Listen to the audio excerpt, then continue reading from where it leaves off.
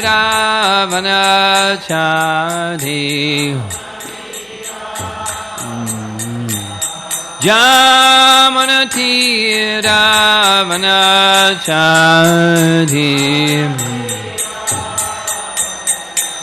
Jaya Radha Madhava Kunja Bihari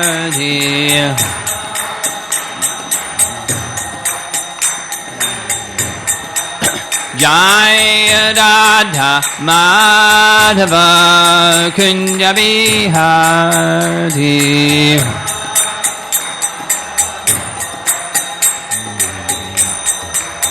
Gopi Jana Balabha Girivardhari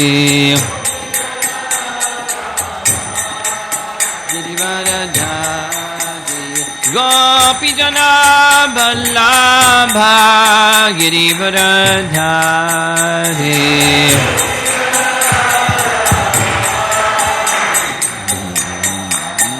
Jasodanandana Brajajanarangana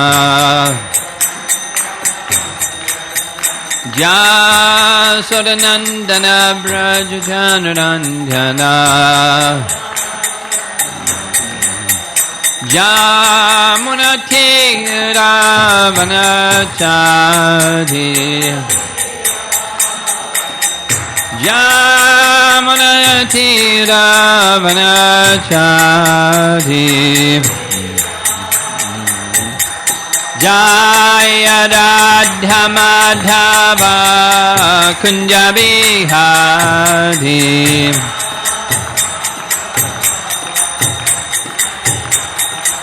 Jaya Radha Madhava Kunja Bihari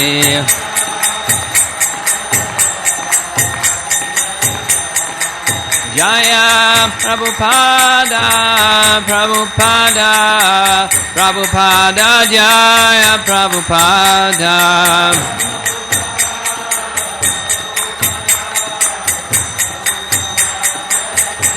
Prabhupada Prabhupada Prabhupada Jaya Jaya Prabhupada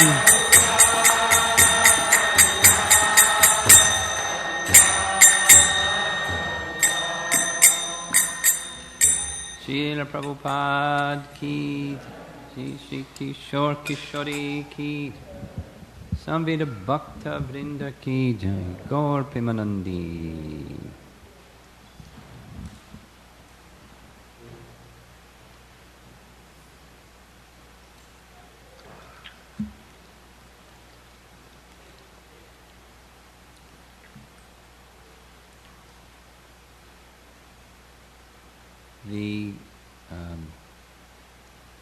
The topic for this session is chanting with quality, and I wanted to take what we did the first part and connect it with the second part, chanting with quality.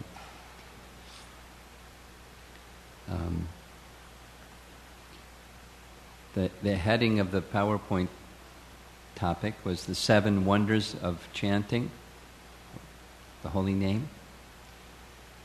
So, and I mentioned Namanya Dantasya Yashon Kataniyat Shrinvanti Gayanti Grananti Sadavaha, that nice verse from Canto 1, Chapter 5, Bhagavatam. Namanya Dantasya Yashon Kataniyat. Beginning with the holy name, the Yasha means glories or wonders or the opulences of the 6 opulences of Bhagavan. Yasha is one of those 6. His fame, his wonders, his glories. And these features are glories of the holy name. I mentioned, I'll say it again, when we regard something to be of value, we interact with, we hold something to be of value, we regard it differently. than something that we don't hold to be of value.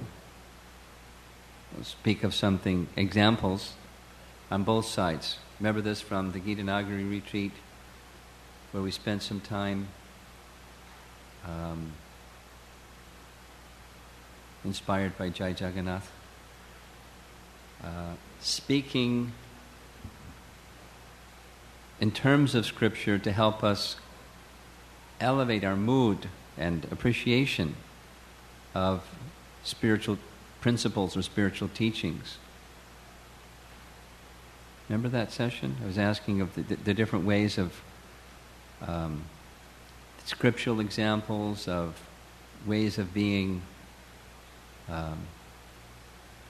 trustworthy. Remember that? So similarly, regarding something to be of value, regarding something else to be not of value. So a scriptural example of that is Maharaj Ambarish. He was a Krishna Bhakta. Besides he was a king, he was a Krishna Bhakta. First and foremost, he was a Krishna Bhakta. So, because of his Krishna Bhakti, very much like Yudhishthira Maharaj, he exhibited opulences that surpassed the opulences of heaven. That made King Indra nervous because he thought maybe he's trying to take my post. But opulences that surpassed the opulences of heaven. So, like Yudhishthira, similarly Ambarish wasn't aspiring for heaven. His opulences already exceeded the opulences of heaven. But the Bhagavatam describes, he considered those opulences, his royal treasury and everything else, the bounty of earth by his presence on earth and his very strong devotional service, to be no more significant than a pebble. Specifically, that language is used. How significant is a pebble? Prabhupada sometimes gives the example of a screw that's just off on the street somewhere. You walking down the street and you see a screw on the side of the street. Oh, look at that, a screw. No one gets very excited about it. It's just rubbish. But if that screw is needed to make a machine work, you'll go to a store and pay a lot of money, and they'll charge you a lot of money to get that little screw because it helps make the machine work. So in connection with something that you value, even something that's insignificant takes on value because of the thing that you value. You regard things that you value in a different way than something that's disconnected. So everything that's disconnected from the Supreme, what does the Bhagavatam say about that? First of all, it doesn't exist. There's no such thing as something disconnected. But one who sees something to be of value disconnected from the Supreme, know that to be my illusory energy, Maya. So persons attracted to Maya aren't attracted to Krishna. Persons attracted to Krishna aren't attracted by Maya. It's this inversely proportionate, for those of you that like math language. This one goes up, that one goes down. So Ambarish Maharaj didn't consider the opulence of his kingdom to be any more valuable than a pebble or a discarded screw, piece of scrap metal. But he used it fully in his service as the king. But he was not enamored by it, attracted to it. It was not a position of shelter. There was no happiness there. For service to Krishna, there's happiness there. Something is used in service to Krishna, there's happiness there. But if you don't have that something, there's happiness without that something, because service to Krishna can be done in any circumstance. Or another very nice example. Many of you know this example. Hare Krishna. She's okay. Whatever she wants to do. The example of Sanatana Goswami and his touchstone. Many of you know, but you can hear it again and again, and it's still nice. And those of you that don't know, Prabhupada once narrated this in detail, and some of the details you may not know. The one in detail, he described that there was a Brahmana who wasn't a Vaishnav. Now, there's such a thing as Brahmanas. They're very learned in the scripture. And somehow they don't become Vaishnavas. So being learned in the scripture isn't the essence. It's being a Vaishnava is the essence. And Prabhupada specifically described him as a Shaivite, a worshipper of Lord Shiva, very knowledgeable in the scripture. And this Brahmana, he heard Sanatana Goswami has a touchstone. Oh, I'd like a touchstone. Maybe he'll give it to me.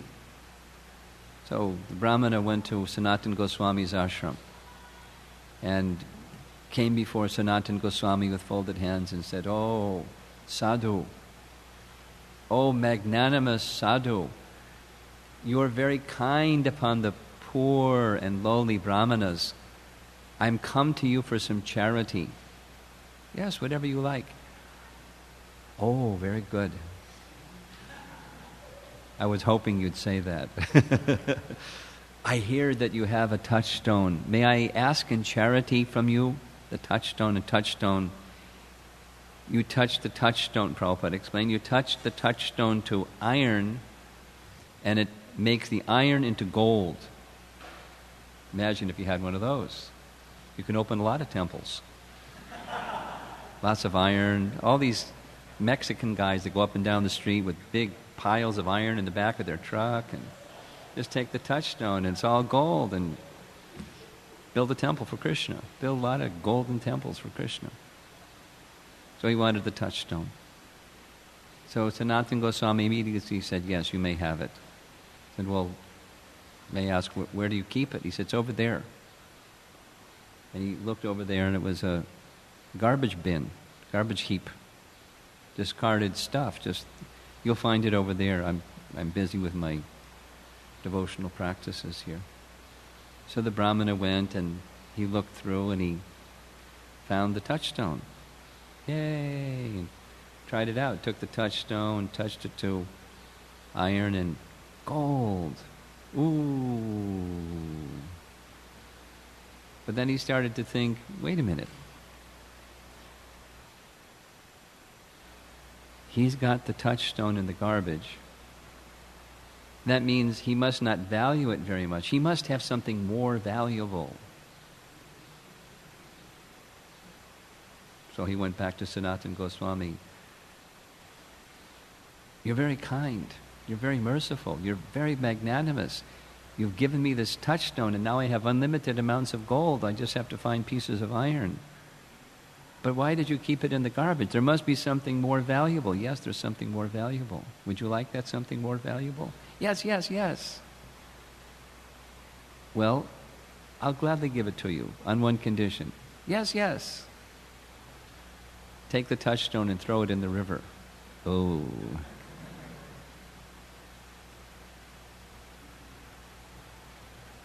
Went to the river and threw it in the river. And then Sanatana Goswami gave him the holy name. That which you consider valuable, you regard in a different way than that which you consider to be not valuable. So here we have this pen scale thing, inversely proportionate thing. You put something over here, make the other side go up. You put something over here, make something go up on the other side. So, with attachment to Krishna comes detachment from matter. I was attending a little gathering the other day, and somebody that wasn't familiar with Krishna consciousness heard me speaking in a number of ways about detachment, and they were starting to feel uncomfortable. Detachment. Well, what does this mean? Like, I have to watch my wallet, or what about, family members, and, what about it? Is that what's expected of me, to be detached from my family members? I said that's the material sense of detachment.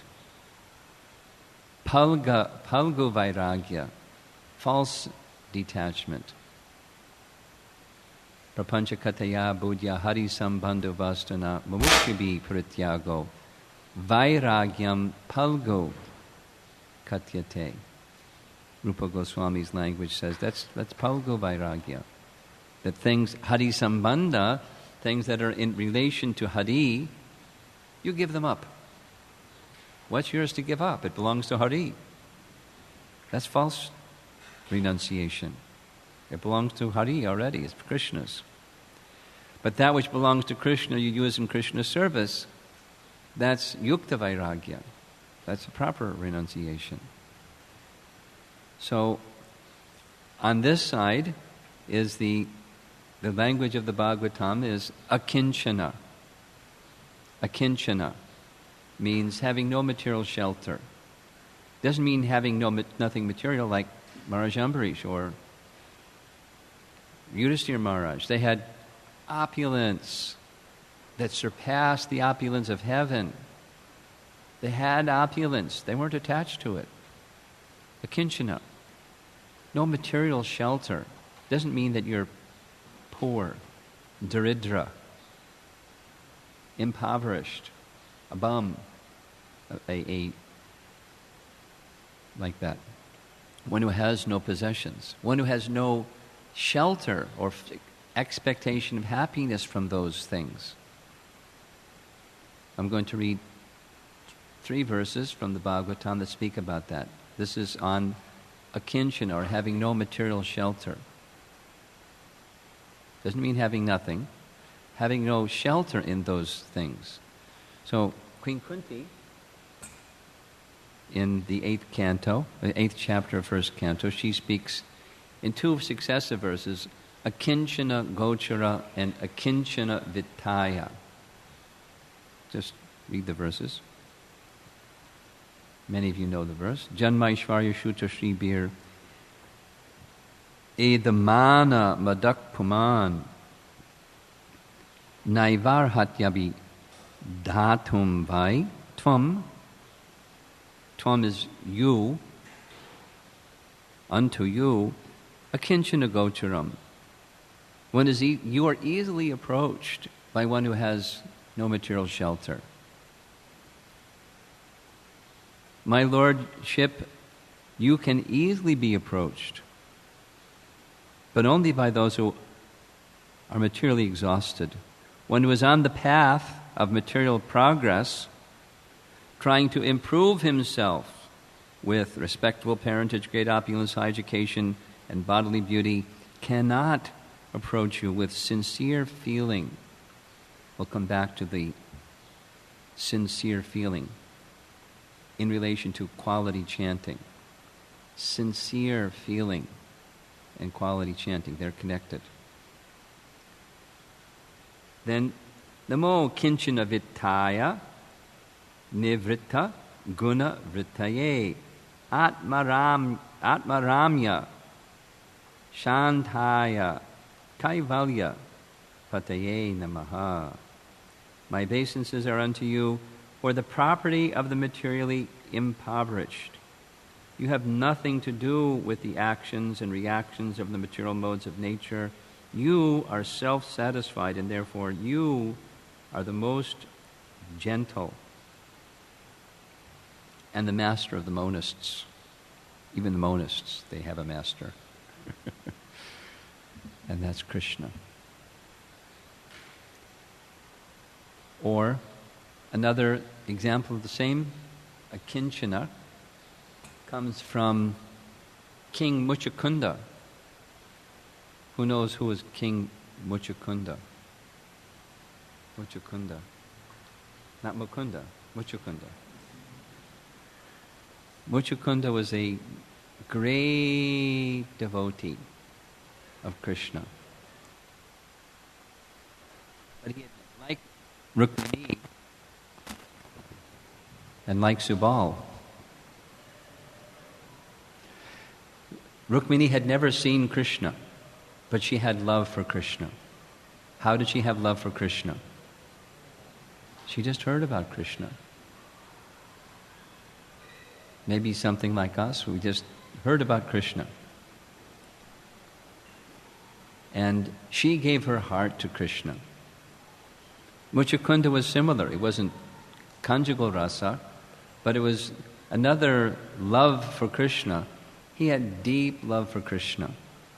So Krishna reciprocated with his deep love for him. He gave him some service.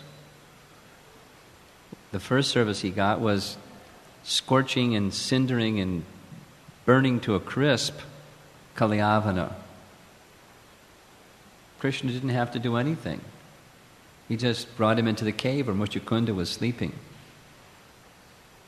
And Kalyavana thought Krishna's tired, he fell asleep. So he went over and kicked Muchukunda. Get up and fight. So Muchukunda just opened his eyes. And when he opened his eyes, Kalyavana became a pile of ashes. Because he had a benediction from the demigods, from assisting the demigods in fighting for a long time. He could sleep, he was very tired. And if anyone disturbed him, just by his glance they would become ashes. And Krishna knew that, so Krishna gave Muchukunda some service.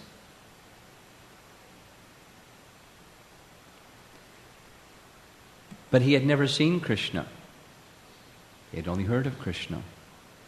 And so they're in the same cave, Muchukunda's cave, and he didn't recognize him right away. But the way that Krishna spoke to him, he could then understand, this is my Lord and Master. There's a cultural saying Prabhupada taught many, many times. This is particular for householders, but certainly can apply for the temple. If someone comes to your door unexpectedly, what are you supposed to do? What's the scriptural teaching, householders? You're to treat the guest as Narayana, an unannounced guest. I mean, you can treat invited guests nicely too, but an uninvited guest, you treat them like the Supreme Lord, because who knows, it might be the Supreme Lord. So it was an uninvited guest. Krishna came into Muchukunda's cave and he related with him in a respectful way, but he didn't understand that it was Krishna. And after Krishna spoke, Krishna indicated he was very pleased with the love that Muchukunda had for him. And he offered Muchukunda a benediction. So here's what Muchukunda said. O all-powerful one, I desire no boon other than service to your lotus feet, the boon most eagerly sought by those free of material desire, akinchana. Those who have no material desire, there's still desire. What's that other desire? Spiritual desire. So, to become free from, we were speaking, Cheto Darpana Marjanam, one of the glories of the holy name of the Lord is it dissipates that contamination of heart. Cheta. It cleanses the contamination of heart from those other kinds of shelters or desires, searching for happiness in something that's will of the wisp, ephemeral, phantasmagoria, pushpa akash. Pick your language. Flowers in the sky. There's no such thing, flowers in the sky. But one who desires happiness through flowers in the sky or phantasmagoria, there's no happiness there. And Cheto Darpanam Marjanam, the expectation of happiness in a place where there's no happiness, it's dissipated. And then one becomes a kinchana. You're no longer seeking happiness in phantasmagoria, temporary shelters, the illusory energy. Gone. A kinchana. And one who is a kinchana, what does Kunti say? Then one can feelingly call out, Hare Krishna, Krishna Krishna, Hare Hare, Hare Rama, Rama Rama. Then you go to the other side. That is appreciating the yasha, the glories. That's what we did in the morning session. These 7 glories or wonders of the holy name. How glorious, how glorious, how glorious. Amazing glories. Something a little bit like Himanshu's question. You know, there's no shelter over here. And here there's shelter. So say yes to Krishna, say no to Maya. A kinchana. And when one is a kinchana, there's no longer material shelter, or at least progressing that way, then one can feelingly call out. This is quality chanting. Feelingly. We know what it's like when we're just chanting mechanically, and we're feelingly chanting, like in congregational chanting. We sit down together and we'll be doing it a number of times, again and again, just during this weekend. Sit down and chant. The mind's mush. It's all over the place. And then you focus on the holy name, chanting the holy name, and something happens, isn't it? A happiness comes, a contentment. All the stuff, the mush, subsides, and something else emerges out of that darkness. A happiness. Anandam buddhivardhanam. So, chanting with feeling. And we don't want the chanting to stop.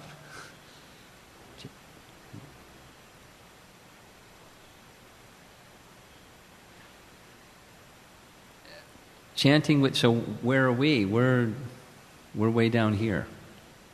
We're not chanting with quality. We're not chanting with feeling.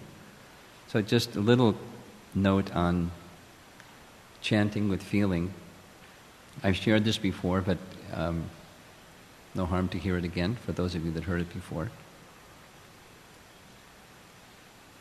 We had this as a topic, chanting with feeling, at a japa retreat.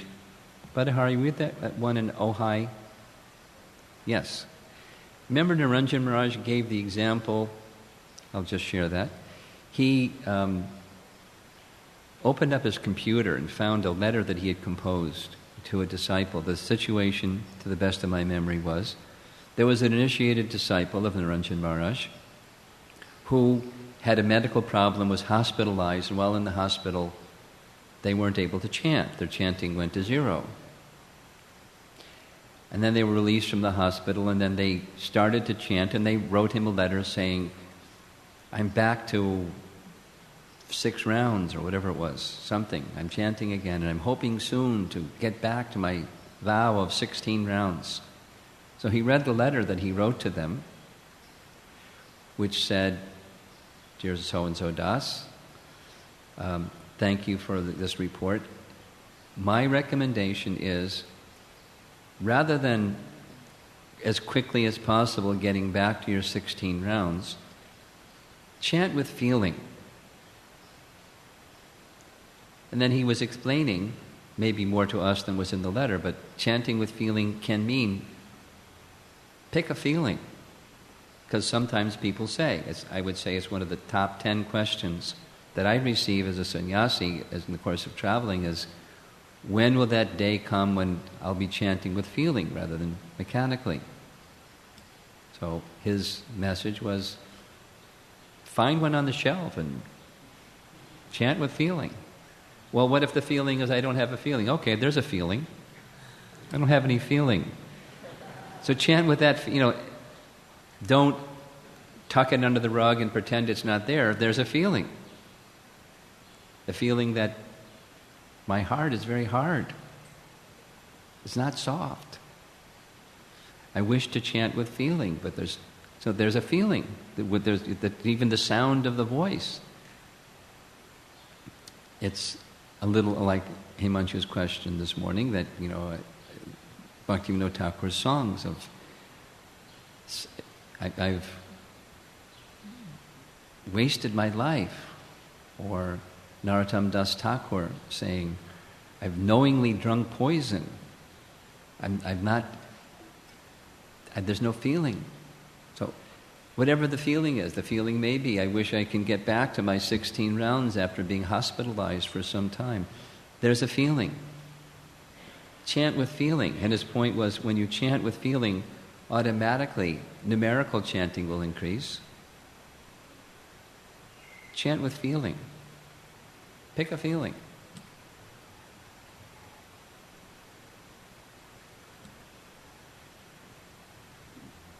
Not so long ago, I was at a physical therapist's place in Manhattan. And the first question the physical therapist asked was, okay, what's your goal in physical therapy here? What do you mean? What's my goal? And they said, well, you want to get back out there and play tennis or basketball or something like that. I said, no. I'd like just to be able to walk up the stairs, and I'm not a cripple. I said, okay. Anything else? I'd like to be able to walk across the floor and be a normal human being. Then I thought some more about it, and I expressed later, this is 2012. In 2013, I'm going to be in a holy place. I'm going to India. I'm going to be at a holy place in India called Vrindavan. And there's a hill in Vrindavan that's considered sacred, called Govardhan Hill. And I'd like to be able to walk around Govardhan Hill and not have to ride in a rickshaw. 23 kilometers. I'd like to be able to do that and, not be wasted afterwards. When I told her that again, she said, I have a friend that's going to India. Can you tell me a little bit about Vrindavan and what is this place? And so my practical experience was doing physical therapy, counting 10 of those and 5 of those and 30 of those. It wasn't very enlivening. It was mechanical. I knew that there was some benefit from it, so I did it. But when I was meditating on Govardhan Hill, I'd like to walk around Govardhan. It was a whole other experience. Besides enthusing, not mechanical, I was envisioning, being in Vrindavan, going around Govardhan Hill, doing parikrama. That was very nice. So, this is again this sankalpa message. What is the intention? Taking shelter. Letting go of the other shelters. Akinshana. Then you can chant with feeling. So when there's quality...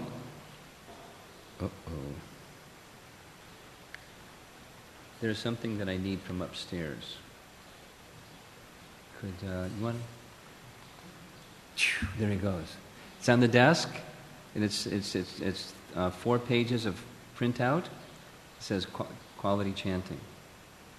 Watch him go.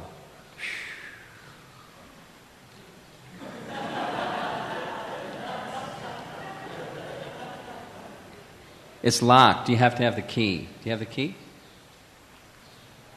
Do you have the key? I have a key. It's one of these two. I think it's the brass one. So when he comes back, I'm going to read the morning walk conversation with Srila Prabhupada about quality chanting.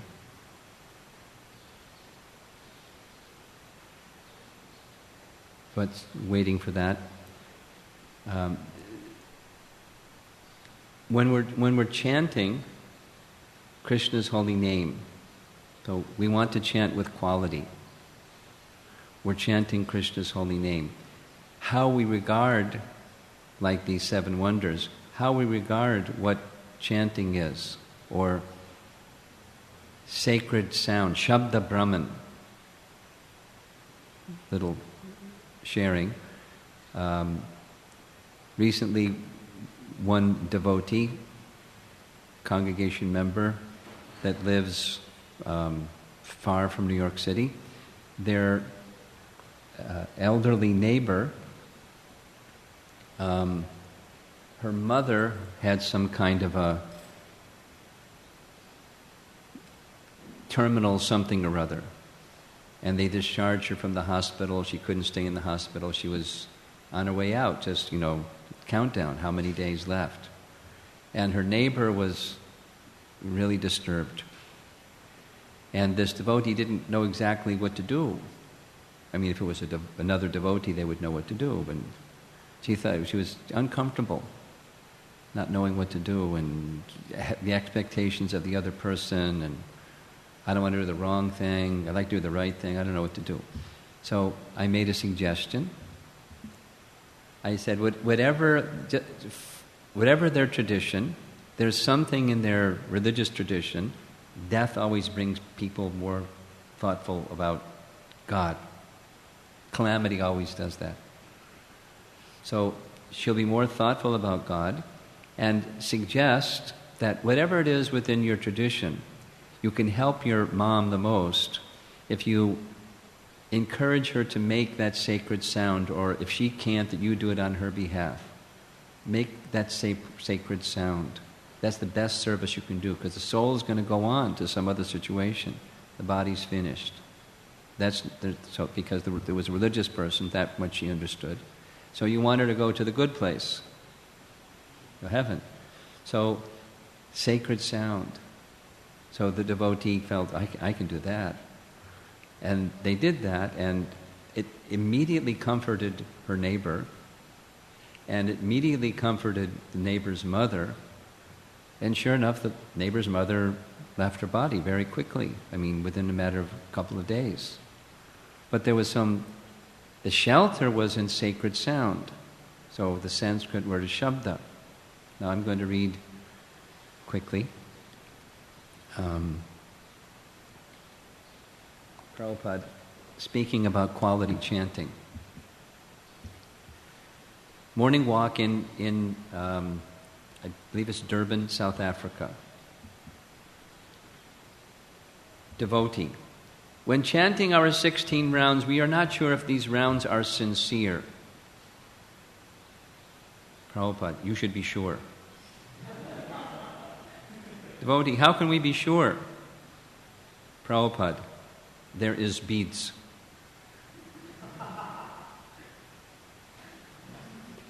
Brahmananda, no, he's saying that when we chant our rounds, how can we be sure that when we chant the round, that the round is perfect, attentive, sincere? Prabhupada, therefore it is Shastra. You must. There's no question of understanding. Ramananda, the quality of the chanting he's asking. How can we make the quality the best? It's like, Prabhupada, you didn't get the question. Prabhupada got the question. Prabhupada, quality. You'll understand first of all, come to the quality. Without having quality, how will understand the quality? You follow the instruction of your spiritual master, of the Shastra, that is your duty. Quality, no quality. It's not your position to understand. I mean, you're not there yet. When the quality comes, there is no force. You will have a taste for chanting. You will desire at that time, why 16 rounds? Why not 16,000 rounds? That is quality. That is quality. It is by force. You'll not do it, therefore at least 16 rounds. But when you come to the quality, you will feel yourself, why 16? Why not 16,000? That is quality, automatically, just like Haridas Thakur was doing. He was not forced to do. Even Chaitanya Mahaprabhu, he requested, now you're old enough, you can reduce. So he refused. No, up to the end of my life I shall go on. That is quality. You have got such tendency that you will go on chanting and nothing to do. That is quality. Now you're forced to do. Where's the question of quality? That is given a chance, so that one day you may come to the quality. Not that you have come to quality. Quality is different. Ata Shakti, Asakti, attachment. Just like Rupa Goswami says, how shall I chant with one tongue? How shall I hear 2 ears? Had it been millions of tongues and trillions of ears, then I could enjoy that as quality. Well, Prabhupada understood right away. Quality? No question, you must. 16 rounds. That's not quality. Quality is not so cheap, maybe after many births. For the time being, you go on following the rules and regulations. It is done by force. Where is the quality? So, you wanted to understand quality? This is the quality. You'll not be forced, but automatically you'll desire that is quality. I am writing books. I'm not being forced by anyone. Everyone can do that. Why one does not do it? Why I get up at night, 1 o'clock, and do this job? Because I cannot do without it. How one will do it artificially? This is quality. Therefore, they like my purports. The quality is shown by Chaitanya Mahaprabhu. Shunyayatam jagat sarvam Govinda virahena me. Oh, I do not see Govinda. The whole world is vacant. Shunyayatam jagat sarvam Govinda virahena me. This is quality. Just like we have got practical example. One man's beloved has died, and he is seeing the whole universe vacant. Is it vacant? So that is the quality of love. There's no formula of quality. It is to be understood by himself, just like if after eating something you feel refreshed and get strength. That is quality. You haven't got to take certificate. Will you give me a certificate that I have eaten? You'll understand whether eaten or not. That is quality. He's really giving an expanded answer. When you will feel so much ecstasy in chanting Hare Krishna, that is quality, not artificially. Chant, otherwise get out. That is not quality. This is an expectation that someday you may come to quality. That requires time. That requires sincerity. But quality is there. Shravanadi Shuddha Chitte Karaye. It will be awakened, not by force. Just like love between two persons, it cannot be forced. You must love him, you must love her. Oh, that is not love. That is not love. When automatically you love one another, that is quality. And he goes on. More. So, chanting with quality.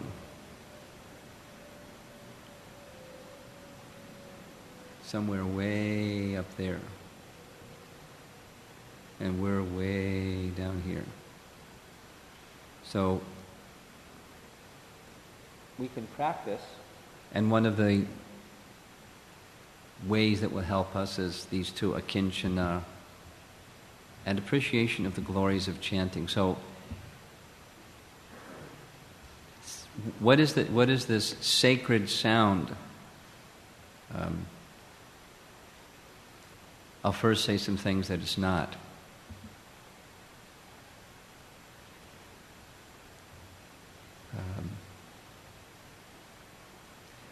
for presentations at universities and other places, I've put together a PowerPoint called Meditation on Sacred Sounds, because it's non-threatening to people, at least most people. And one of the things that I do to illustrate this is some medical studies. Harvard Medical School has done studies over a period of decades that show that people that have faith heal better than those that don't. And then of the different types of faith that's connected with a sacred sound heals better than those that don't. But sacred sounds can be, depending upon the tradition, something that's not shabda. Just like, say, is something impersonal, like Buddhism. A mallet and a gong. Boom.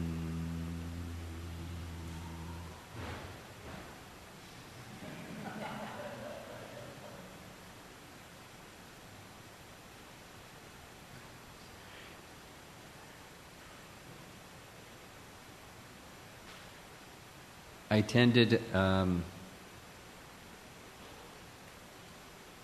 session one time at Harvard Divinity School where there was a movie, a preview of a movie, on what people today are interested in spirituality.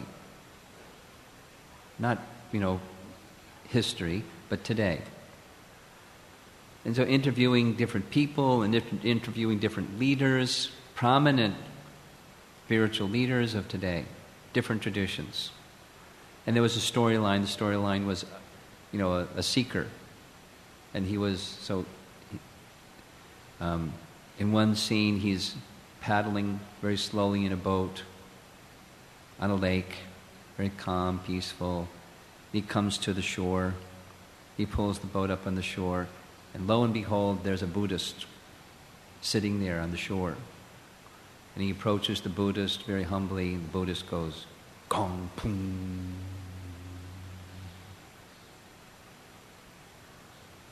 Now, for somebody that's a Buddhist, that has some significance. And even if you're not a Buddhist, it was a powerful piece of that film. Something connected with a spiritual experience and a sound. But that's not what Shabda is. Even if it's, religious or has some significance of an experience, of a spiritual experience. Shabda is more than that. Commonly, sounds convey information. And certainly Shabda conveys information, but it's far more than information. Like, information technology, just sending ones and zeros, and you get information.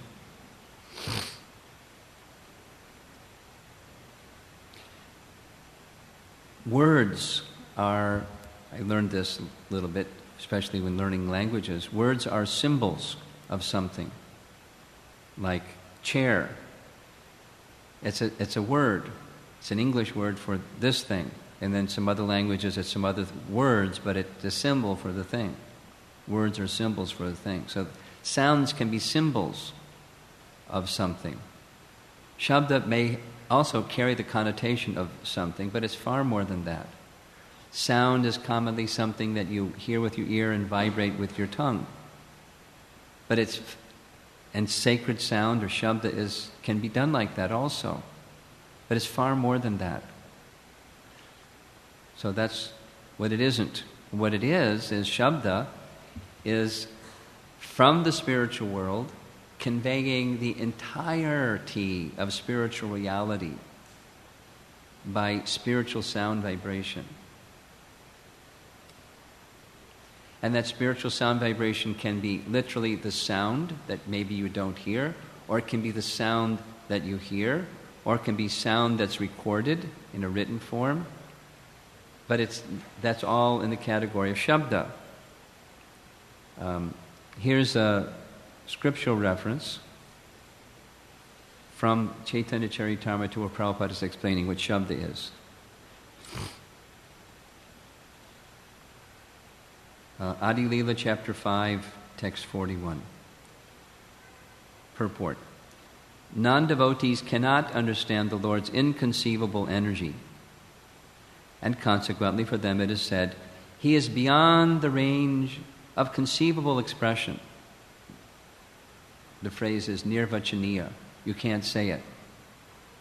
God is,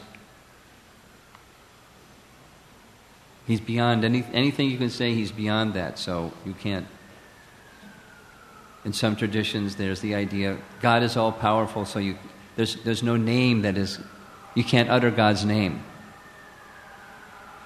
So there's no name, just representations of God.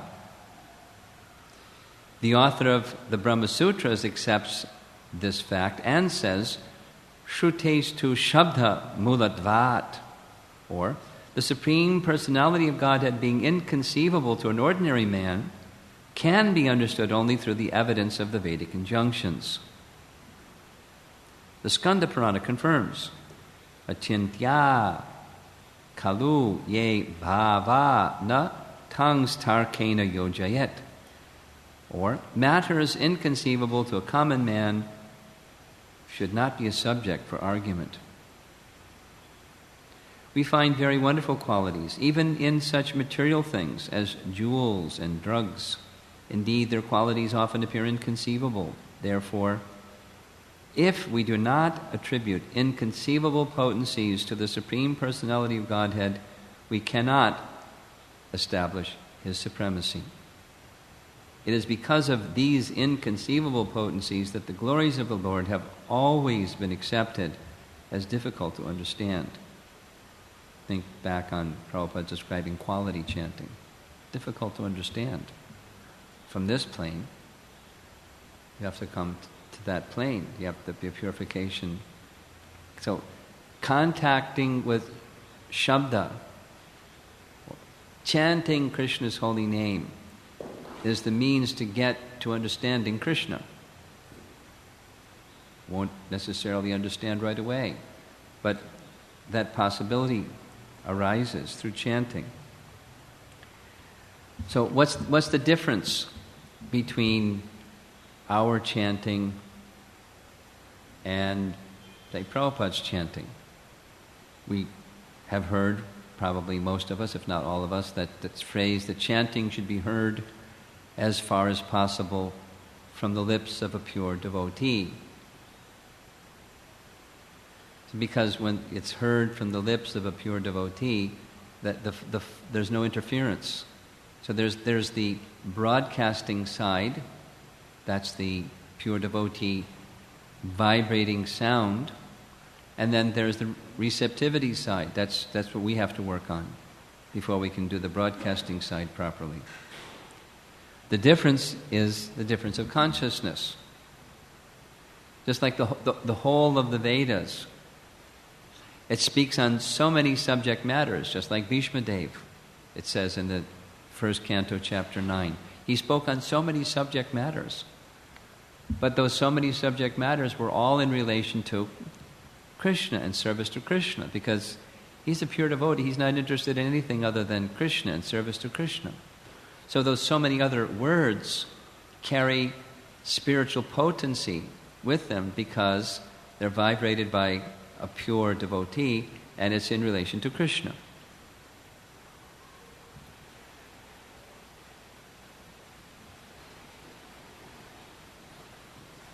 Shri Shri Kishore Kishori Ki Jai. So the difference between ordinary sound vibration and Shabda is not only the subject matter but also the consciousness behind, or the intent or intention, is very important. Remember the word sankalpa we spoke of before, the first session. Intention. So when chanting, when reading Bhagavad Gita, when chanting japa, when chanting in kirtan, responding when you hear the kirtan singer chant, Now we collectively are chanting. The consciousness behind the chanting is of utmost importance. With that, so let's say there's just regular interest. Supposing Srila Prabhupada came to you before you, or you came before him, and he said, "How are you?" We might say something like, "Jivana Jivana, how are you?" And it's conventional language. That's not Shabda. But when Prabhupada would say, the intent is something else. It's one of the phrases that Srila Prabhupada, I've heard over and over again, him quote from Ramayana, is when Vishwamitra comes to see Dasarath. The first thing that Dasarath says to Vishwamitra is, "How is your path of spiritual perfection?" Not like, "How are you doing?" I mean, that's how you're doing. The soul's journey to the Supreme, the path of spiritual perfection. And that's the consciousness and the intent behind the question. So even when, quote, ordinary conversation takes place from a person whose consciousness is fully Krishna conscious, the import, that the potency is different. The concern, how are you doing, is the concern of the well-being of the soul. And then there's the whole package. The body, the mind, your activities, all of which are, when dedicated unto service of Krishna, lead to the ultimate destination of the soul. So there are these two sides, the broadcasting side and the receiving side. Krishna is the original broadcaster, or Narayana is the broadcaster of the Vedas, Shabda Brahman. Because of Narayana is the source, Shabda Brahman is fully spiritual. Then there's persons, you have to have proper receivers of that sound vibration. So that's the part when we're chanting that especially we need to work on, in our japa in particular. What's the intent? If you want to chant with quality, the light has to be on. Hello, is anybody home? The light has to be on, of the conscious intent of directing our consciousness, bringing our consciousness in touch with Krishna.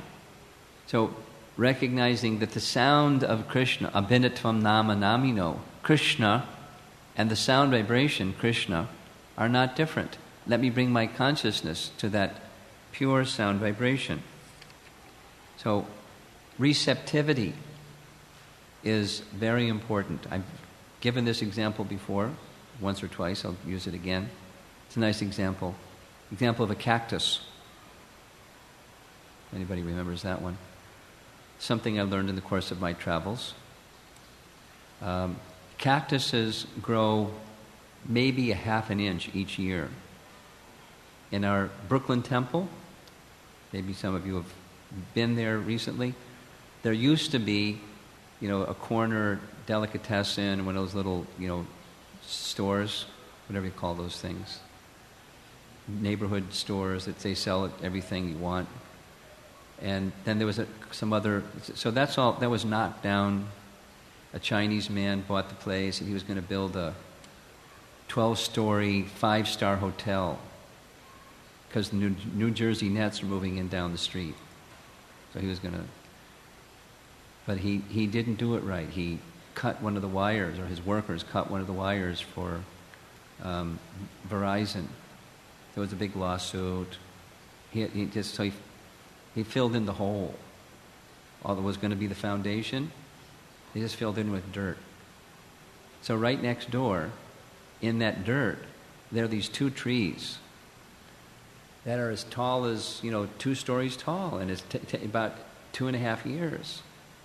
They're growing like weeds, not like a cactus. Because the cactus has a root system that allows it to survive, that the receptivity is such that, and the availability of water is such that, it only grows half an inch a year. And this other root system, I can only imagine. It's like anything water, and it's gone. The other things are barren. It's because that tree is... So receptivity is our eagerness, our intent for what? When we're chanting. For connecting with, bringing our consciousness in connection with Krishna. That's called Krishna consciousness. Bringing our consciousness in connection with Krishna. That's quality. Extending our consciousness. So it's a Brahminical activity besides the physical activity of making the sound with your tongue and your mouth, your vocal cords and your lungs. It's a consciousness effort to extend your consciousness to Krishna. That's receptivity. Because of eagerness to connect with Krishna. That's the ideal kind of intention. That's our goal. Connect with that sound vibration.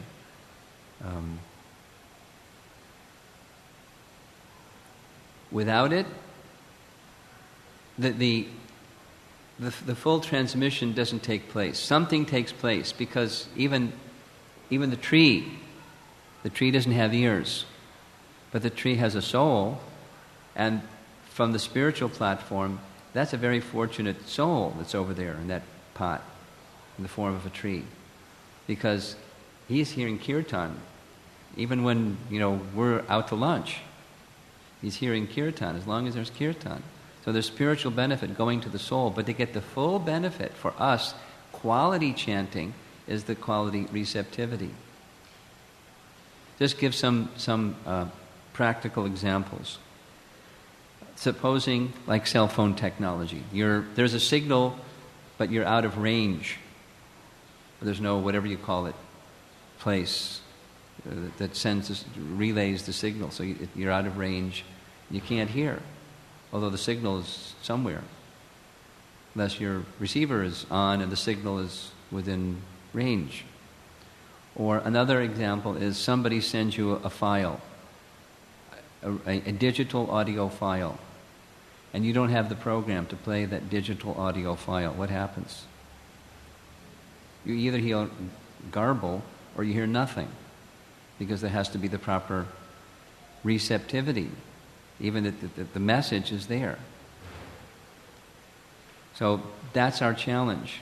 For quality chanting, we have to become proper recipients, and emphasizing the importance of the intention behind. Before I was emphasizing the feeling, the place of shelter, the value that you see in the holy name, and on the other side, thus these other things don't carry that same value, so it goes over there with the garbage. But this has great value. Here's a microphone, and there's something going on here, at least electronically.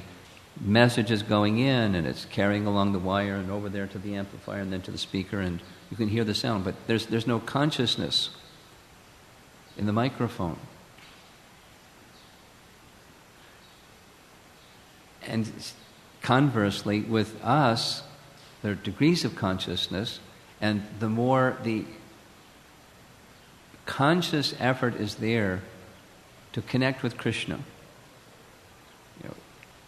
in the ultimate stage, our relationship with Krishna in different rasas. In our present stage, just connect with Krishna. And that requires a little disconnect with other things. Therefore, we've come together and left other things behind to do what we're doing right now, together in the association of others. And tomorrow, our 32-round day, leave that other stuff behind. I mean, one of the principles that we observe when we do extended chanting like that is Mona Vrata. Like, don't even make other sounds. And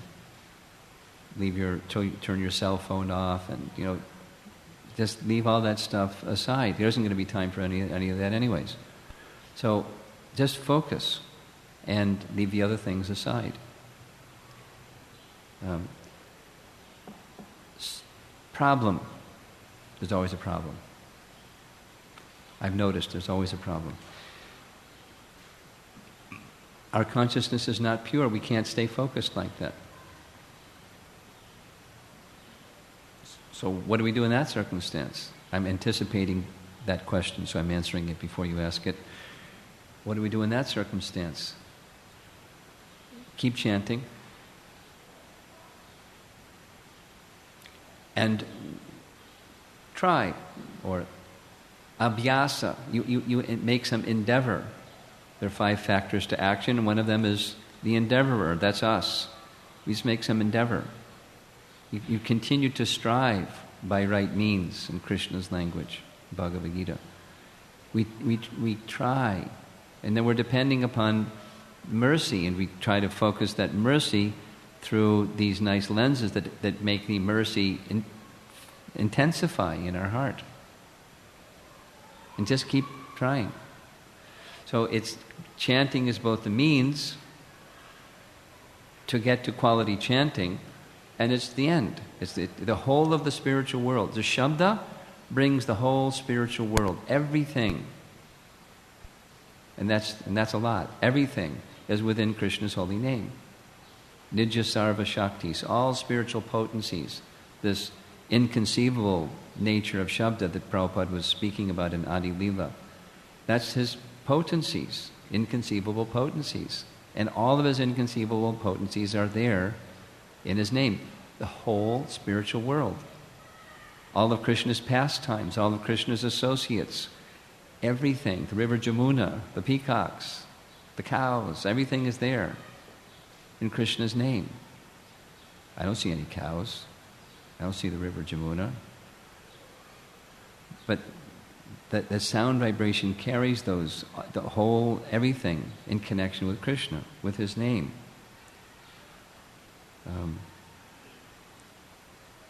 As consciousness becomes little more purified,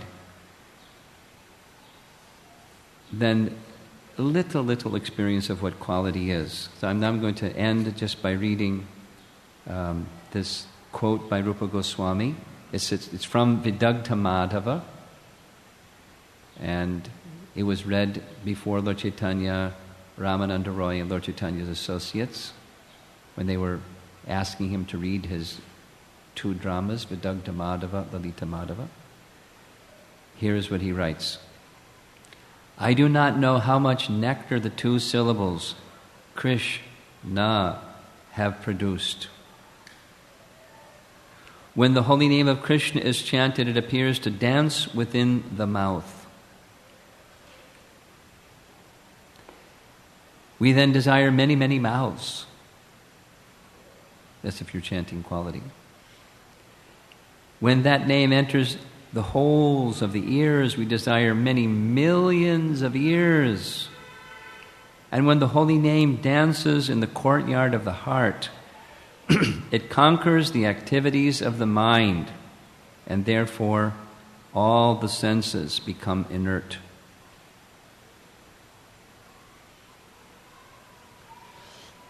That chanting is done best when we're no material shelter, simply eager to receive our relationship with Krishna. When in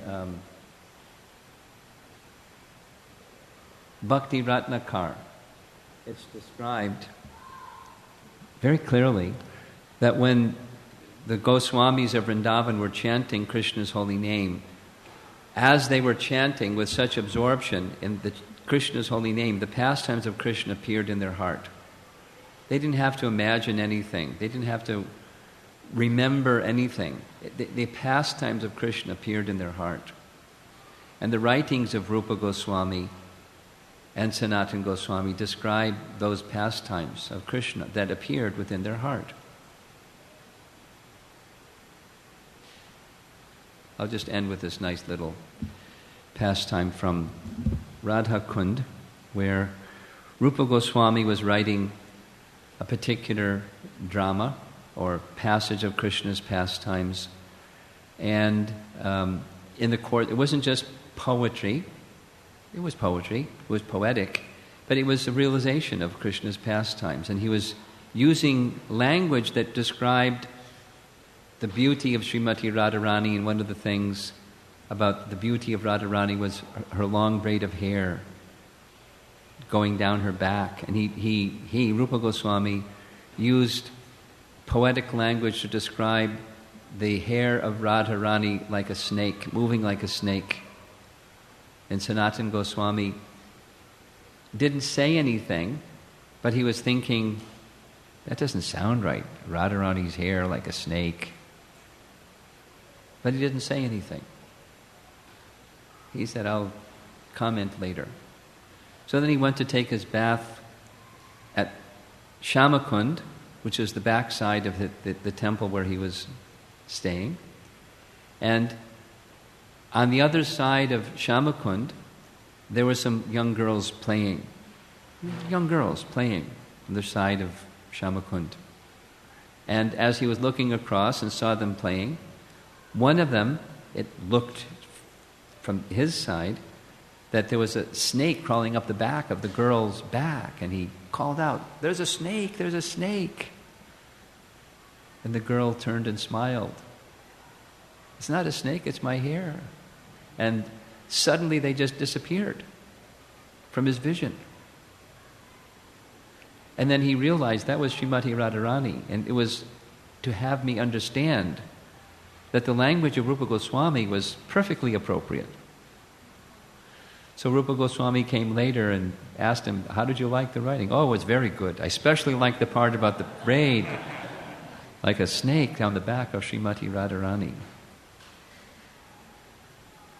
And in this way, there are writings of Rupa Goswami describing pastimes of Krishna, not just Radha and Krishna, but pastimes of Krishna, that we don't find in the pages of Srimad Bhagavatam.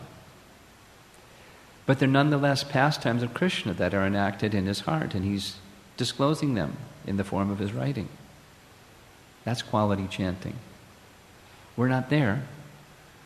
But if we continue to practice with whatever sincerity we can muster, and I'll go back to the themes here, we're appreciating what are the wonders of this holy name? What are the glory? What is this name? What's happening? What is Shabda Brahman? It's the whole spiritual world. And I'm this little insignificant nobody contacting the spiritual world. How merciful. This is the holy name. Then the heart softens a little bit. And then we can chant with a little feeling, and when you chant with a little feeling, all kinds of things start to happen.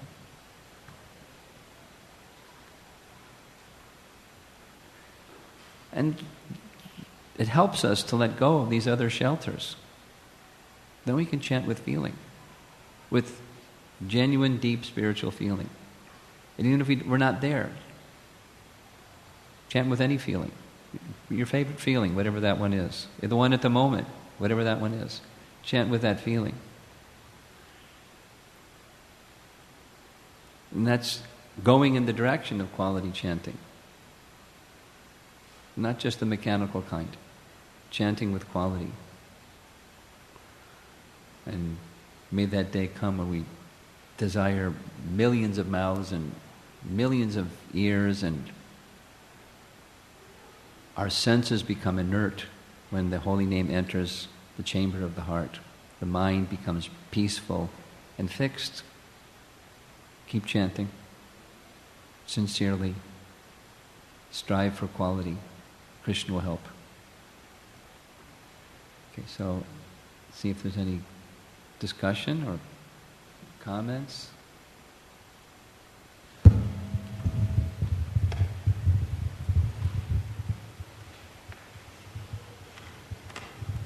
Anyone?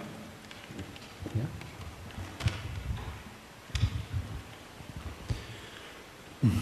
Maharaj, would you kindly express something about how the third verse of Shikshashtakam helps us to increase our receptivity? Sure. Humility, indicating the absence of false ego, or the positive side, our feeling of ourselves rightfully as very tiny, and in the complexity of and vastness and unlimitedness of the universe, quite insignificant. That's reality. And from that position, there's greater receptivity. The interference or distraction of the signal from Krishna, the Krishna's holy name signal, is our stuff, our self-importance, and etc., etc., etc. So, this third verse of Shikshashtakam indicates cultivating it in a different way. In the mood of service, wanting to appreciate others without any anticipation of appreciation from them or recognition from them. That's a big one. It's important to get some recognition. And we do things and we're expecting. And if we don't get, it's what happened? What's wrong with them? And then when we get recognition. But that's takes us either take expectation or disappointment from not getting. It takes us away from chanting with feeling, chanting with quality. So chanting with quality is the absence of that. Just wishing to serve Krishna in all possible circumstances. Whatever service Krishna wishes.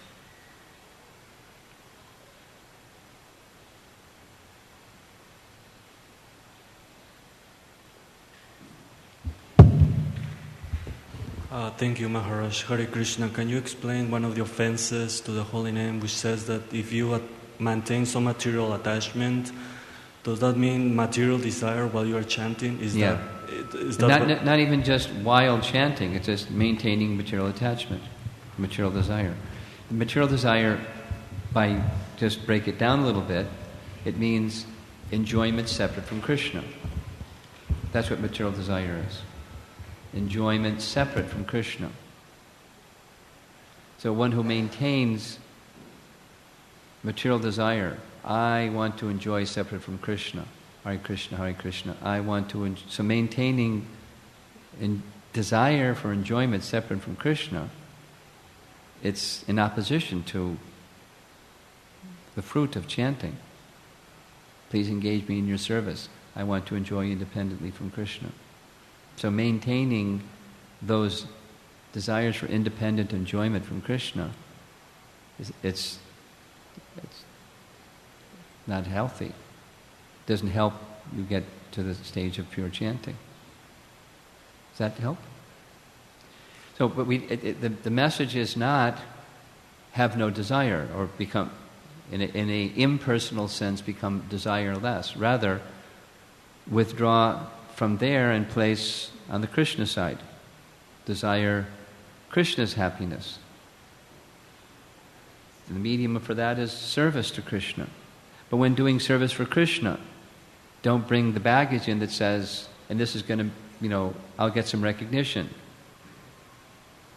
Or something. Some perks. Leave that over there and just service to Krishna. That's not, it's not a emotionless, it's a joyful. It's not a zero. It's very joyful.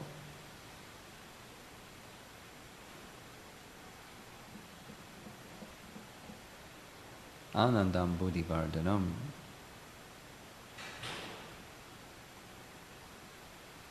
Yes. Hare Krishna Maharaj, thank you for your presentation.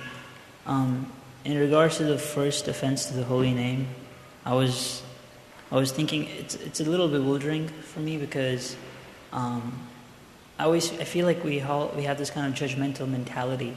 So the first time we see something or someone, we immediately want to like summarize it into a category, and maybe we make a mental offense of some sort. Then we realize that that wasn't proper. Without a what?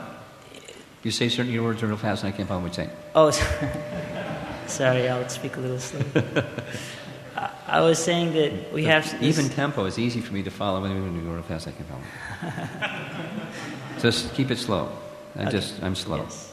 I was saying that we have this judgmental mentality. We have a judgmental mentality. Right. Speak for yourself. Yeah, that's for myself. I have this judgmental mentality. Thank you for correcting me. I have this judgmental mentality. And I've just been judged for correcting you. Go ahead. And sometimes when I see someone, then maybe the first thought that comes isn't exactly very Vaishnav-like. So then we go back and we say, that wasn't very nice of me to think like that. We correct our attitude.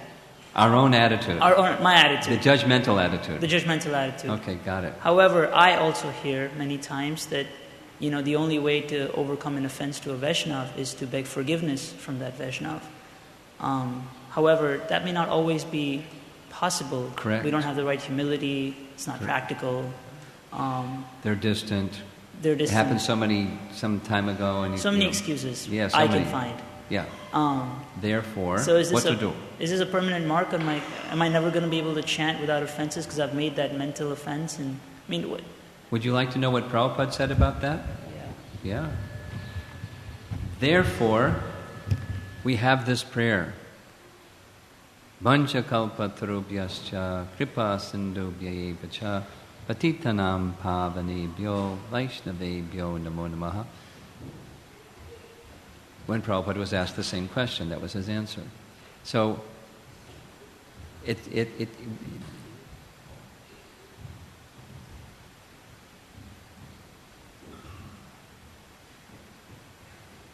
the herd of turtles running across the balcony, trying to pretend they're not turtles.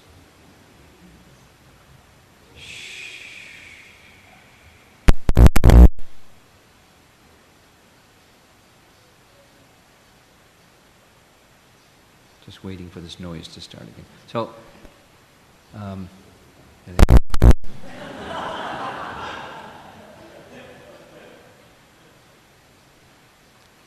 okay. Whoever are the parents of those 3 children can do the needful. Oh, here comes some more. Okay. The balcony isn't a good place during class. Where was I? Yeah. It's not that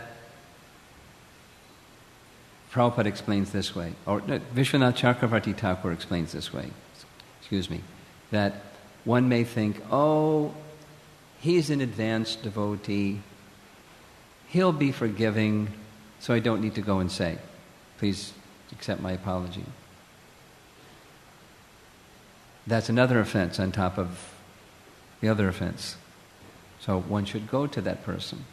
So if you say it's not practical, go to the person as far as you can, or something. Express. Prabhupada showed by his own example. In Vrindavan, November 1977, he invited his godbrothers to come and said, I said so many things, and please forgive me. And they forgave him. They said, oh, Swamiji, you are saving the world and protecting your disciples, and forgiven. There was no offense. But he said, oh, following his example and following the teachings of the Scripture, we should say, my message here is, don't use the crutch that says, oh, it's not important.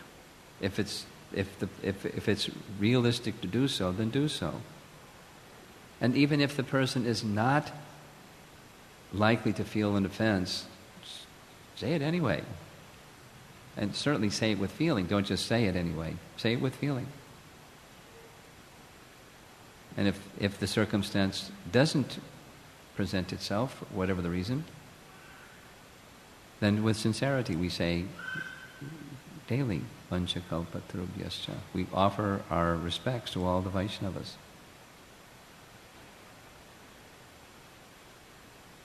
Okay? So the answer is no, it's not an indelible mark and stain and scar, and you just, that's it. That's not the program. Anything over on that side? Okay. Last question because of time. Arti's going to start in 3 minutes. On the Hare Krishna Maharaj, on the heels of what Himanshu Prabhu just said, we talked about the intention or the consciousness behind our actions. Yes, I did. And then Prabhupada talks about fanned. Yeah. It takes a while to slow down. So I thought similarly with our consciousness, our mind might just snap off little things about others and create an aparad. And I was wondering... Better hurry up because the based on that, is that still an aparad? I mean, if the intention, there's no intention to really criticize the person. It's literally like a separate entity. The mind is doing its own thing. I'm asking. Ask for forgiveness.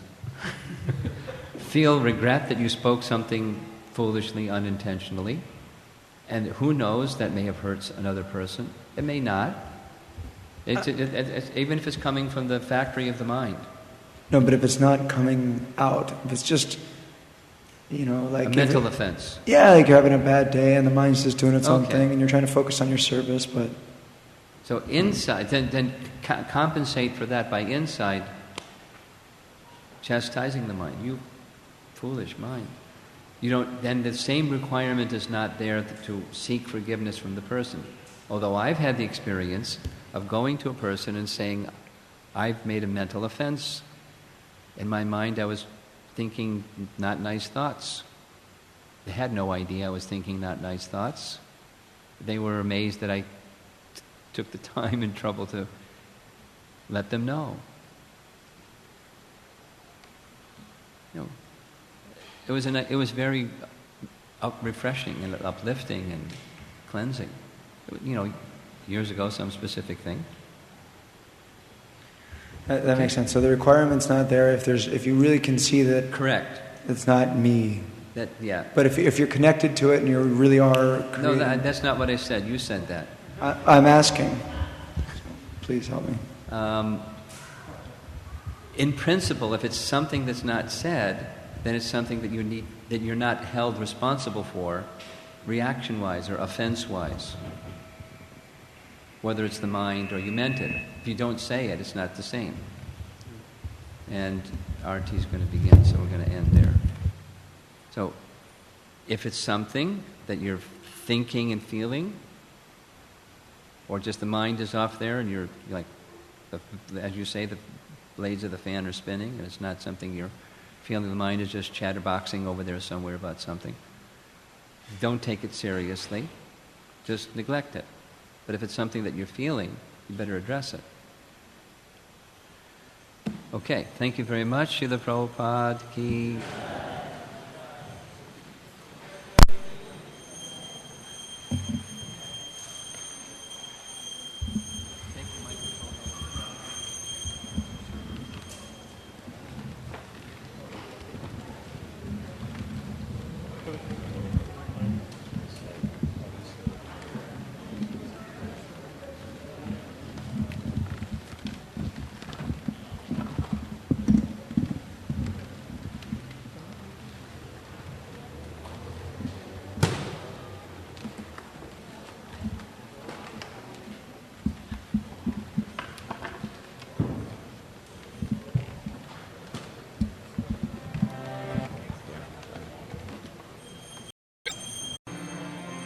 Krishna Prasthaya Bhutale Srimati Bhaktivedanta Swami Niti Namine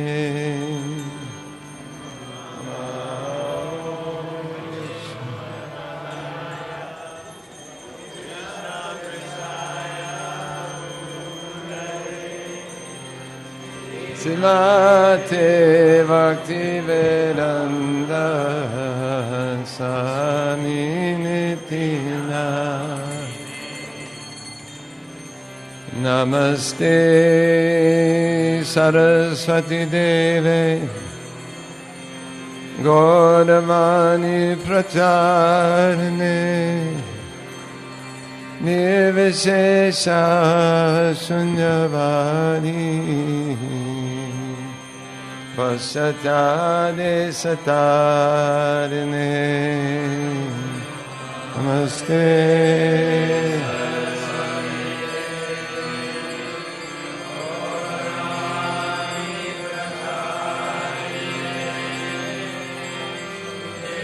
Shesa Sunyavadi Pasatade Satarine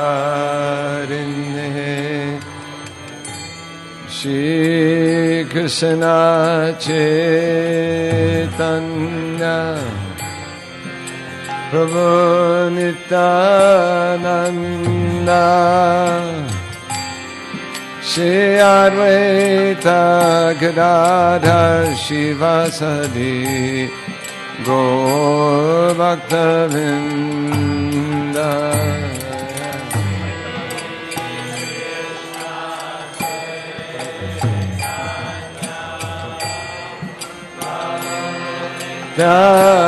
Nityananda Shri Advaita Gadadhar Shivasadi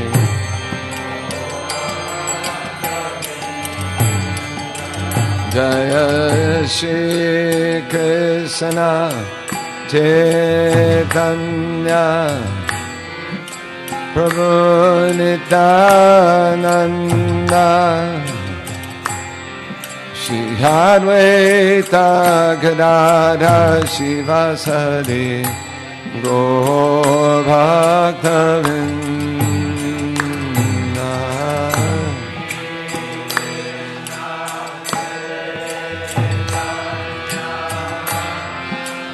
Gunijana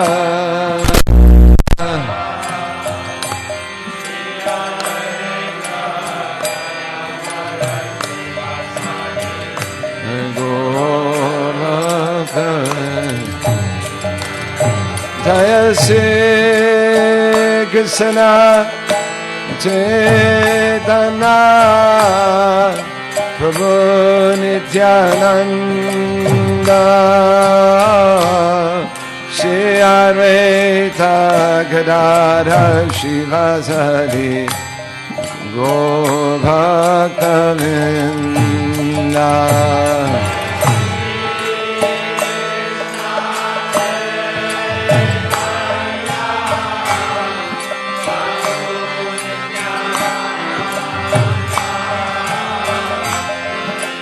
Advaita Gadadhar Shivasadi Gaur Shri Krishna Chaitanya Prabhu Nityananda Shri Advaita Gadadhar Shivasadi Gaur Bhaktavinda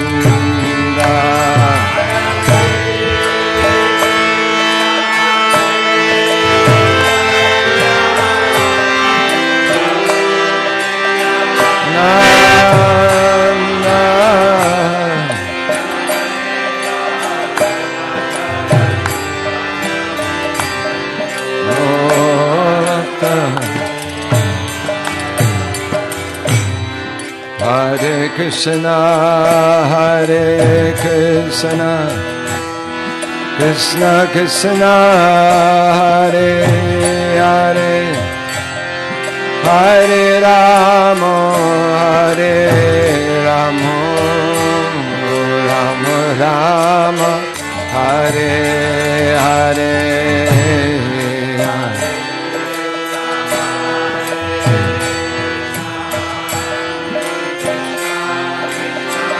Hare Hare Hare Rama Hare Rama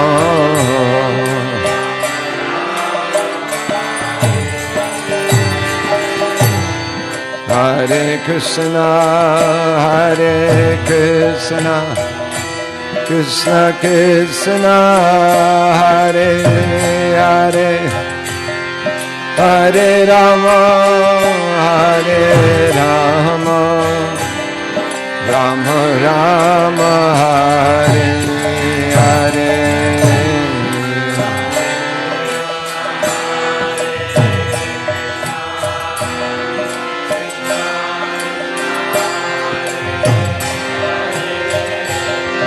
Hare Rama Hare Rama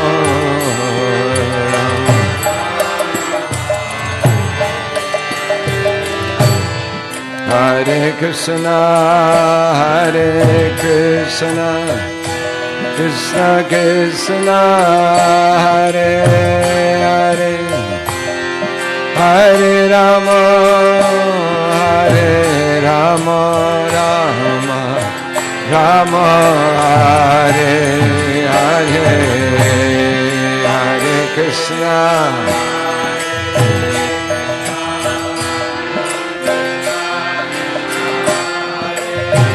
Hare Rama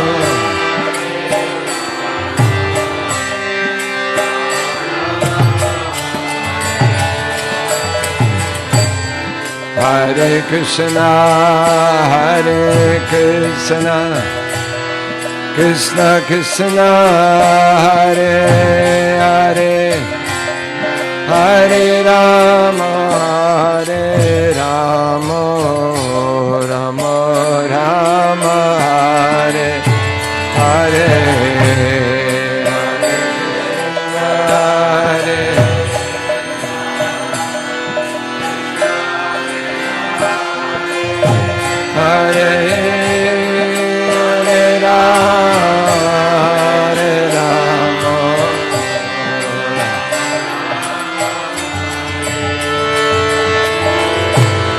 Hare Krishna Hare Krishna Krishna Krishna Hare Hare Hare Rama Hare Rama Rama Rama Hare Hare Hare Krishna Krishna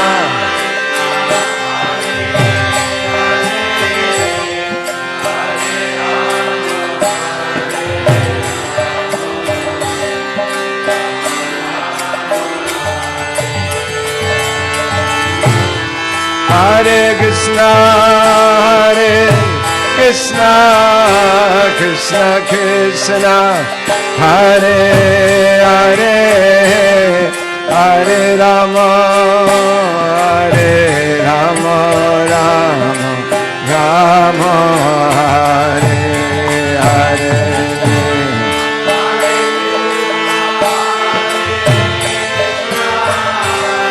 Krishna Hare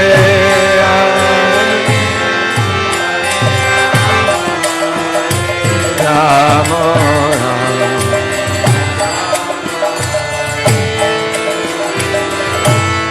Hare Krishna Hare Krishna Krishna Krishna Hare Hare Hare Rama Hare Rama Rama Rama Hare Hare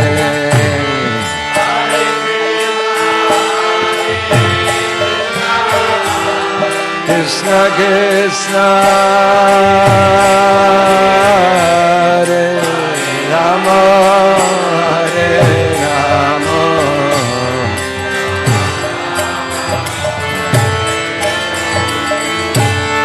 Hare Krishna Krishna Krishna Krishna Hare Hare Hare Rama Hare Rama Rama Rama Hare Hare Hare Krishna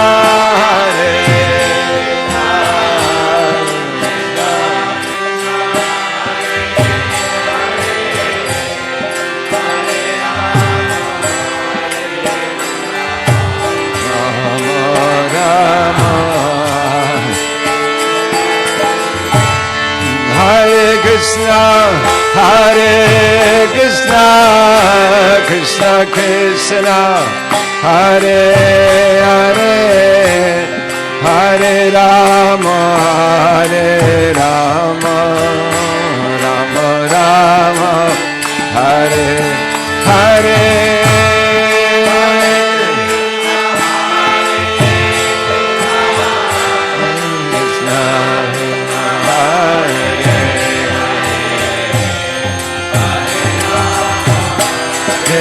Rama Rama Rama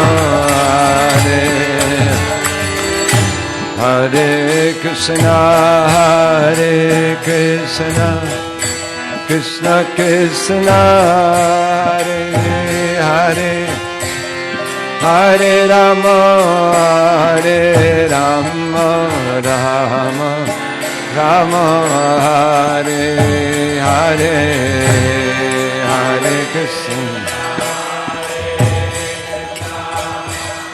Krishna Krishna Hare Hare Hare Rama Hare Rama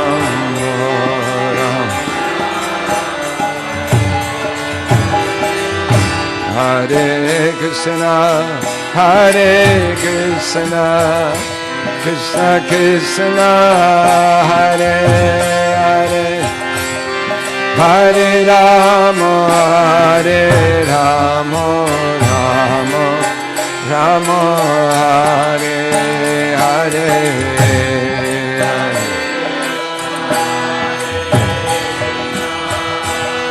Krishna Krishna Hare Hare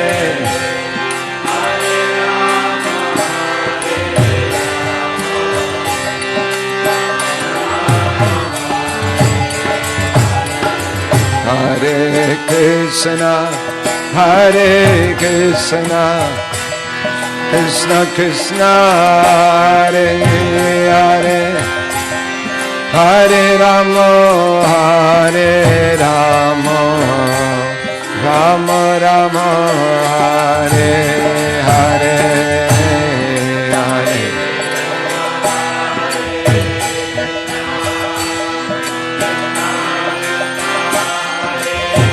Hare Hare Rama Rama Rama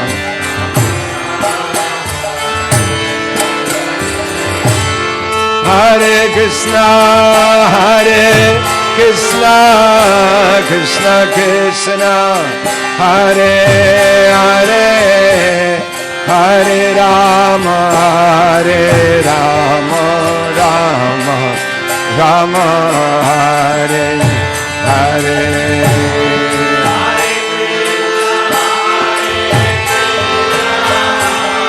Krishna Hare Hare Hare Rama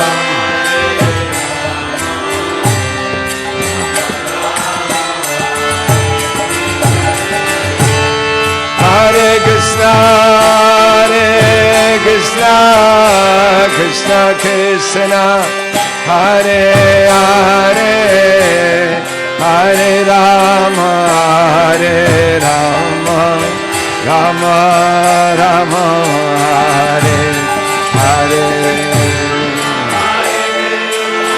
Hare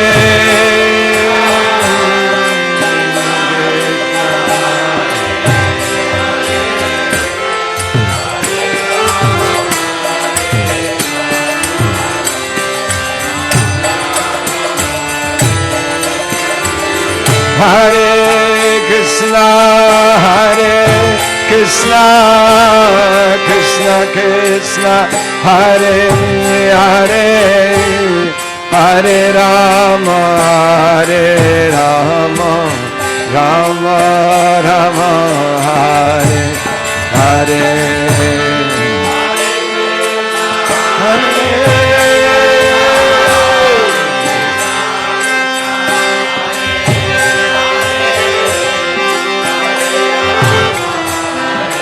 Rama Rama Rama, Hare Hare Krishna, Krishna Krishna, Hare Hare, Hare Rama, Rama Rama, Hare Hare.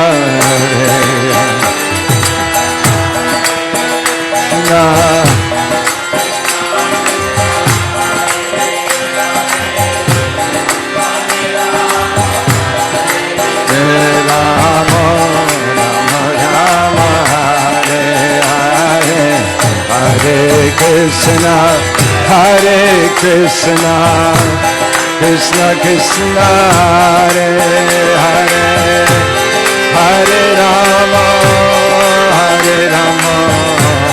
Rama Rama, Hare Hare, Hare.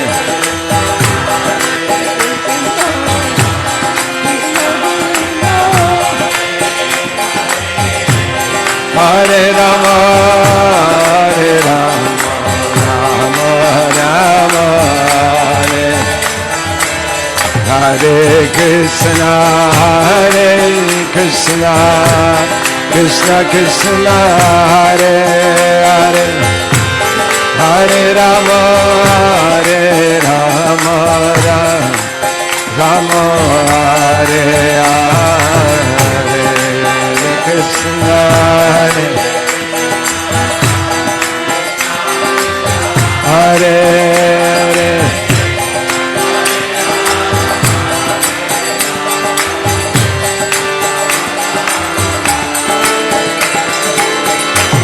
Hare Krishna, Krishna Krishna, Hare Hare, Hare Rama, Rama Rama, Hare Hare, Hare Krishna, Krishna Hare Rama.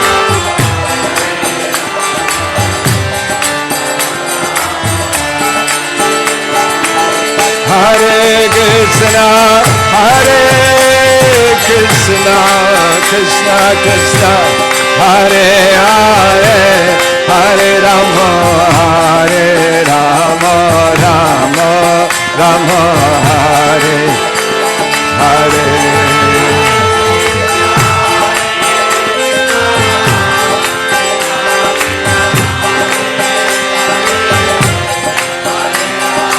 Hare Rama, Rama Hare Hare Krishna, Krishna Krishna, Hare Hare, Hare Rama, Rama Hare Hare.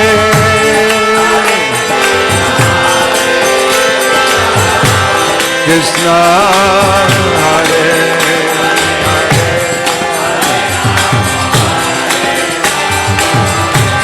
Rama Rama,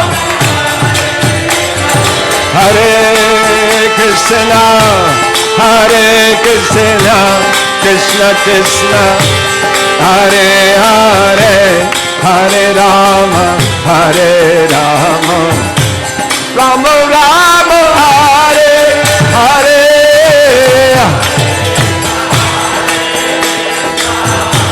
Krishna Krishna, Hare Hare, Hare Rama,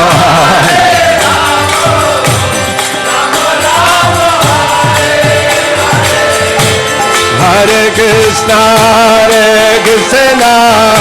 Krishna Krishna, Hare Hare, Hare Rama, Rama Rama, Hare Hare, Hare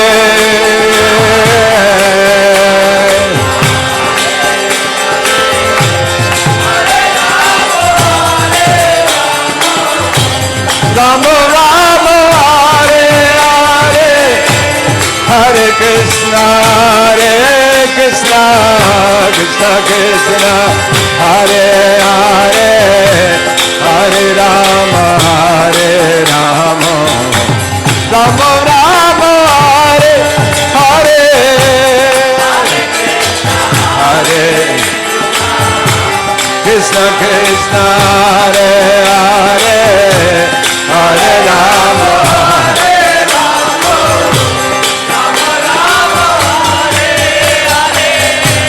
Hare Krishna, Hare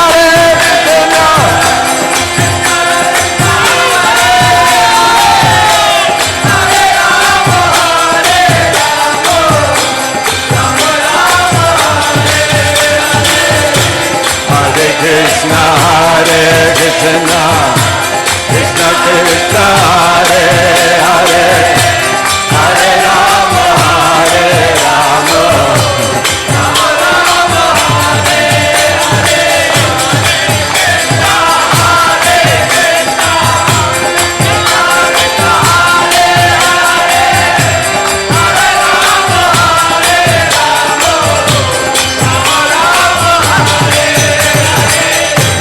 Hare Krishna, Hare Krishna, Krishna Krishna, Hare Hare, Hare Rama, Rama. One more.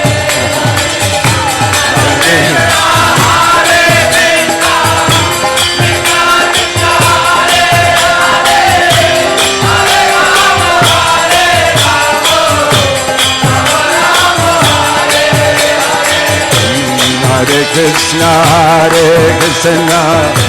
Krishna Krishna, Hare Hare, Hare Rama, Rama Rama, Hare Hare, Hare Krishna, Krishna Krishna, Hare Hare, Hare Rama, Hare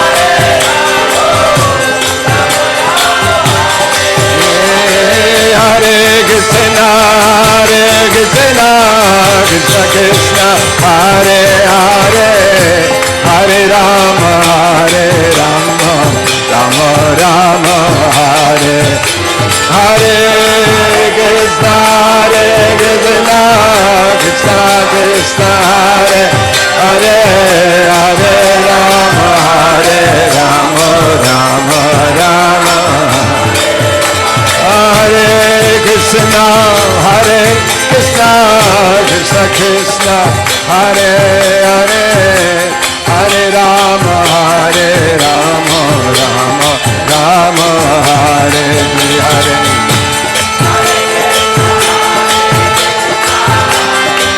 Krishna, Hare Hare, Hare Rama, Krishna Krishna, Hare Hare, Krishna Krishna, Hare Hare, Rama Rama, Hare Hare, Rama Rama. Krishna Krishna, Hare Hare, Rama Rama, Hare Hare, Hare Krishna,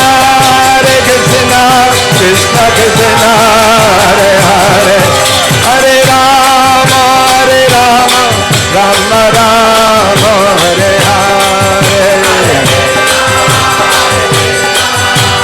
Krishna, Hare Hare,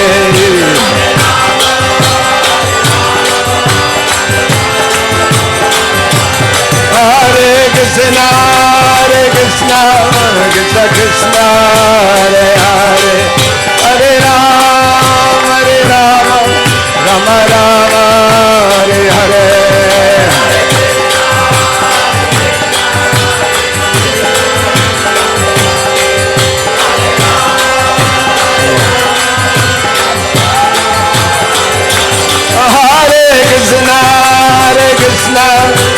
Krishna, Hare Hare, Hare Rama, Rama Rama, Hare Hare.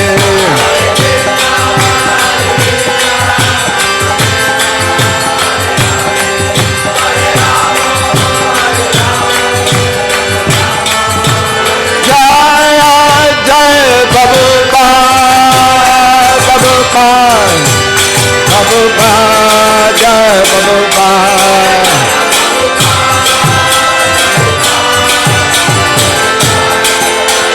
Jai Jai Prabhupada, Prabhupada, Prabhupada, Jai Prabhupada.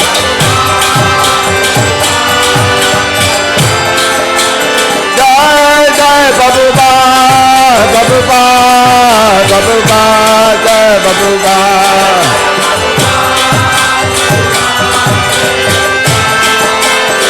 Nitai Gauri Bal, Hari Bal, Hari Bal, Gaur Hari Bal.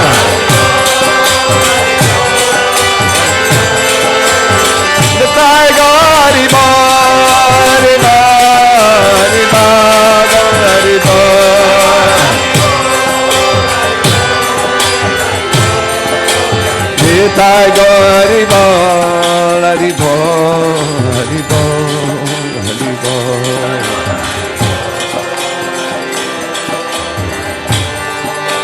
Nitai Gauri Bal, Hari Bal, Hari Bal, Hari Bal.